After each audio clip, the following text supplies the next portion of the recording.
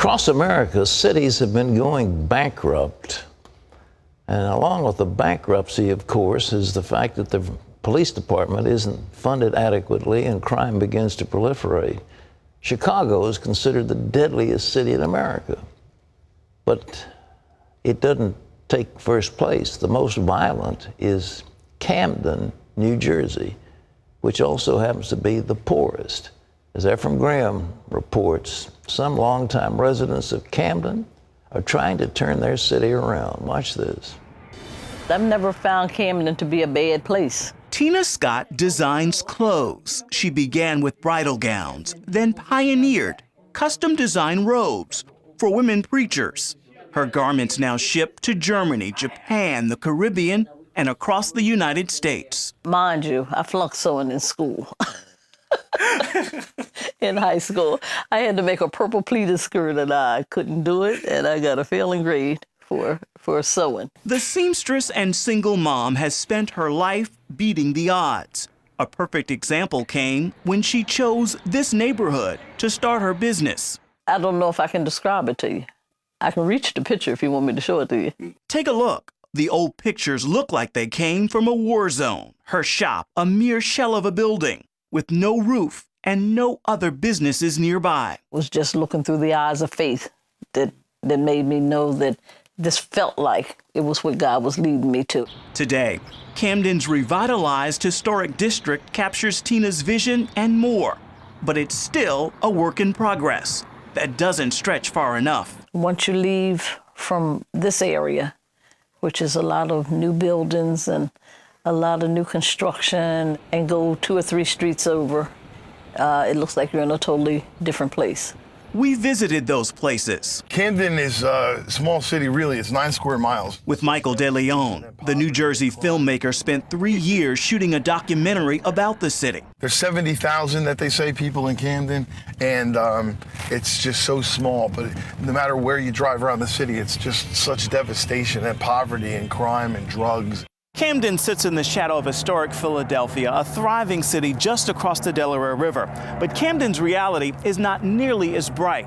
More than 42% of its population lives below the poverty level, and less than 50% of its students finish high school. At one time, Camden was a thriving factory town, home to Campbell's Soup and RCA. The race riots of 1969 and 71 left the city in ruins, and those who could afford to leave did.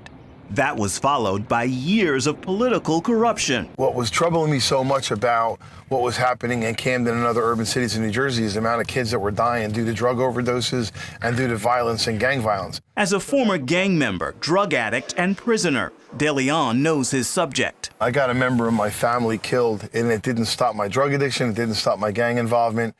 And I was present in a room when one of my friends, a gang member, shot and killed my best friend. And I went to prison for aggravated manslaughter. After serving 10 years, he chose to dedicate his life to help children make better choices with theirs. There's nothing wrong with this city that can't be fixed by what's right with this city. And this city is full of people who serve God, who live the life that they're supposed to live, and they influence in a positive way other people. DeLeon introduced us to one of those people. Tawanda Jones turns a city water tower into a dance hall 5 days a week. This is Camden's Sophisticated Sisters Drill Team, a dance troupe Jones started when she was only 15. She was inspired by her grandfather, who bought the team its first round of uniforms and drums 26 years ago. My grandfather sees the great in everyone. And everyone. And what he just constantly just fed to me that, you know, there's not enough people that care. You have to be one of those people.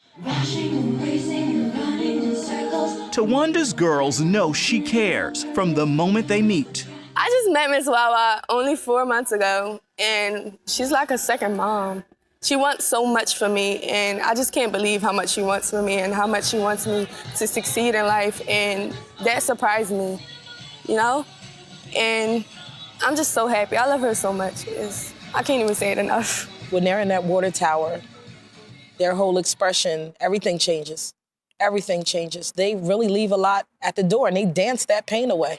Take Dejanay Green, who lost her father when she was only 3. He was riding down the street and a drunk driver hit him, and he was on a motorcycle and he flipped a mile or 2, I think, and he broke all his bones and died. Even so, Dejanay is still a daddy's girl, and she thought of him when she performed on ABC's Dancing with the Stars. That's the troupe's latest honor. But Ms. Wawa says the bigger prize is her graduation rate. We never had a dropout. We have never had a dropout. Why? God. I can't possibly take credit for none of this. You know, it's definitely all God. Worth the price we have to pay. Everybody strong, come on. There's a dream. What others see as Camden, you know, I really can't speak for them, you know, but this is my city and I love it. There's a promise. Ephraim Graham, CBN News, Camden, New Jersey.